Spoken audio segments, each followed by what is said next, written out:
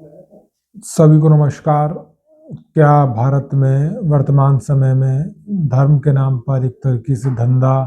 या अपना व्यवसाय चलाया जा रहा है? क्योंकि कई लोग जो अपने आप को कथावाचक कहते हैं वो धीरे धीरे संत महात्मा बनते जा रहे हैं लोगों की दृष्टि में। क्योंकि जिस तरीके से वो अपना प्रचार प्रसार कर रहे हैं, अपनी एक तरीके से ब्रांडिंग कर रहे हैं, खुलेआम अपनी देशभक्ति की आड़ में अपना हिंदू धर्म के नाम पर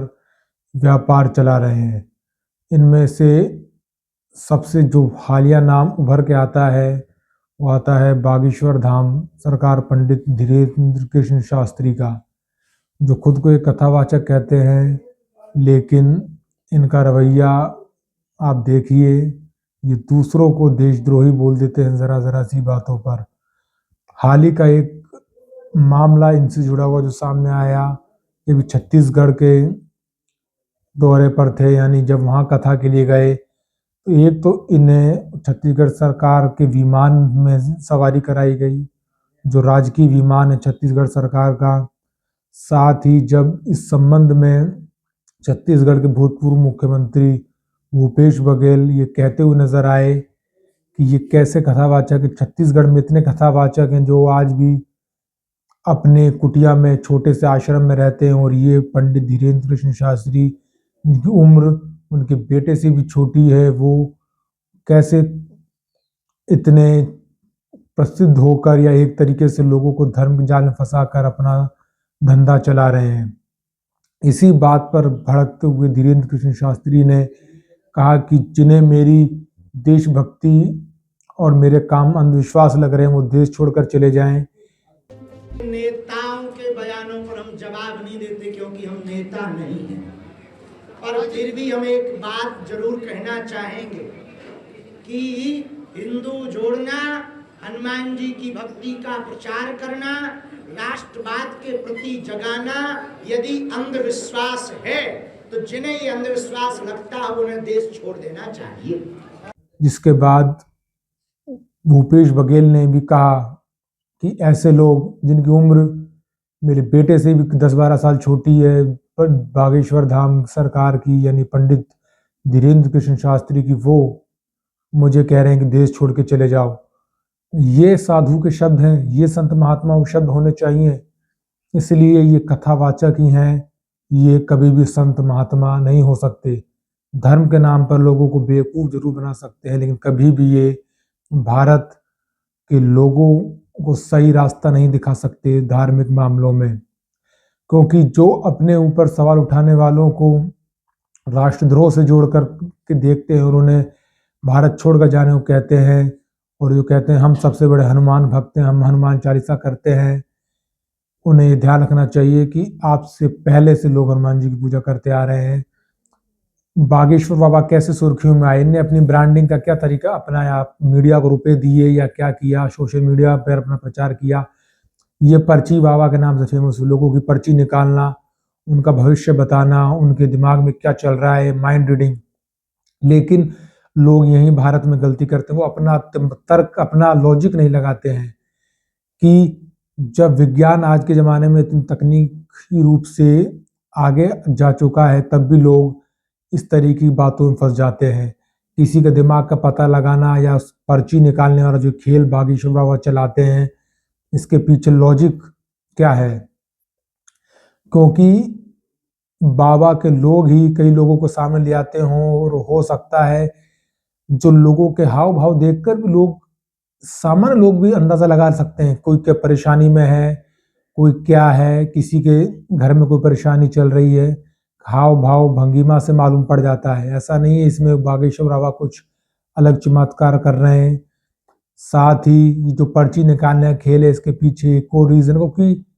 अगर आप देखें जिस तरीके के बाबा के पास अपनी टीम है,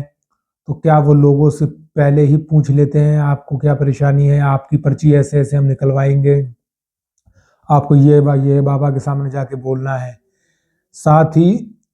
जो एक नेचुरल चीज़ भी होती है, आदमी के चेहरे पर दिखता है, अगर उसके साथ कोई परेशानी है, कोई प्रॉब्लम है, तो उससे भी भांप लेते हैं लोग, और 100 में से वो होता है 10 बातें बाबा ने सही बोली कि हाँ आपके कोई फैसले में परेशानी है, घर में कोई दिक्कत है, पैसे की तंगी है, बेटे की शादी नहीं हो रही, बेटी की शादी नहीं हो रही है, या बच्चों का व्यवहार सही नहीं है, वो ये एक आम समस्या है, कॉमन प्रॉब्लम से सभी के साथ होती है, भाप जाते हैं, उसी के बारे में बाबा बोल देते हैं, उसी को मीडिया वाले और इनके बागेश्वर बालाजी की कृपा में अगर ताकत होगी, अगर यहाँ हनुमान जी होंगे तो जब पर्चा बनेगा अपने आप पर्चे पर लिख करके आ जाएगा। सोशल मीडिया के जो लोग हैं बड़ा चाहकर दिखाते हैं कि बाबा ने बहुत बड़ा चमत्कार किया, तो ये बातें कोई भी बता सकता है, ये वो बातें नहीं है जिनसे इन्हें एक महात्मा बना दिया जाए, क्योंकि इन्हीं के वॉलंटियर्स भीड़ में से लोगों को निकाल लाते हो, इसके बारे में कौन कह सकता गारंटी से कि वो इन्हीं के लोग नहीं है। साथ ही सोशल मीडिया पर भी लोग अपने जीवन को पूरी तरीके से लगभग खोल के रख देते हैं। कई लोग, मैं यहाँ गया, मेरे साथ ये प्रॉब्लम है, जॉब में प्रॉब्लम है, ऑफिस में प्रॉब्लम है, वहाँ से क्या जो इनकी टीम है वो रिसर्च करके डाटा नहीं ला सकती और उसी के आधार पर बाबा पर्ची नहीं खोल सकते क्या? तो ये कई चीज़ें हैं जिससे ये फेमस हुए, लेकिन लोग वहाँ लॉजिक लगाना भूल जाते हैं। और जो लॉजिक लगा के सवाल पूछता है, कोई कहता है, जैसे कि भूपेश बघेल जी ने कहा कि किस तरीके से बाबा करोड़ों का साम्राज्य खड़ा करता जा रहे हैं, किस तरीके से बाबा सरकारी सुख सुविधाओं को भोग रहे हैं, बाबा लग्जरी गाड़ियों में चल रहे हैं, क्योंकि असल में बाबा या महात्मा वो नहीं होते जो सुविधा लग्जरी गाड़ियों में चल रहे हैं। महात्मा वो हैं जो संभाव की स्थिति में रहे, जिनके मन में किसी के प्रति मैल ना हो, जो निर्मल होते हैं, जो बात बात में लोगों को देश छोड़ने को कहते हैं, पाकिस्तान जाने को कहते हैं। वो किस तरीके के धार्मिक संत हैं, ये तो किसी जिसका मन बहुत ज़्यादा जलता रहता है, जिसके मन में लोगों के प्रति द्वेष है, उसी के शब्द हो सकते हैं। साधु महात्मा तो केवल और केवल शांति प्रदान करते हैं, इस तरीके के लोगों को कुवाक्य नहीं कहते हैं। अपने से बड़ी उम्र वालों को इस तरीके से कभी भी नीचा दिखाने की कोशिश नहीं करते हैं, और वो हर चीज़ का जवाब तर्कों से देते हैं जो तथ्य आधारित होते हैं, ना कि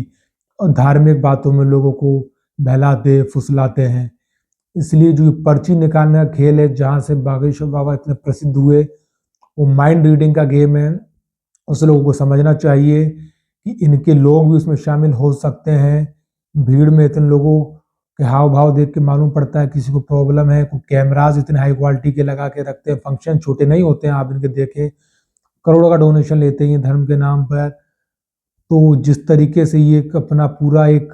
प्रोपेगेंडा चलाते हैं, उससे लोगों को सावधान रहना चाहिए, क्योंकि असली महात्मा वही है जिसमें लेश मात्र भी माया के प्रति आकर्षण ना हो, जिसमें लेश मात्र भी जन सामान्य के प्रति, लोगों के प्रति क्रोध या द्वेष की भावना नहीं हो। इसलिए कोई भी ये साबित नहीं कर सकता है कि बाबा बागेश्वर भविष्य देख सकते हैं। वो पर्चियां निकालते हैं, अगर इसी तरीके से वो पर्ची निकालते हैं तो एक आध पर्ची शत्रु देशों क्यों नहीं निकालते, वो क्यों नहीं पाकिस्तान की पर्ची निकालते हैं? बाबा जो कहते हैं कि मोह माया से दूर रहो, खुद करोड़ों की गाड़ियों में घूमते हैं। आप देखिए हाल ही में इंद्रेश उपाध्याय कथावाचक वृंदावन के कहते थे लोगों को सब मोह माया है, खुद शादी करी, वो भी इतने लग्जरी तरीके से शादी करी, जयपुर में, राजस्थान में, इतने महंगे होटलों में। जो कहते हैं कि जीवन में सब मोह माया, वो खुद इतनी भव्य आलीशान तरीके से अपनी शादी कर रहे हैं। यही लोग लोगों को कहते हैं कि आप माया से दूर रहो। तो ये एक तरीके से लोगों को धर्म के जाल में फंसाना है, खुद का धंधा चलाना है। इसलिए लोगों को जागृत रहना चाहिए, ना कि इनकी बातों में आना चाहिए। जय हिंद, जय भारत।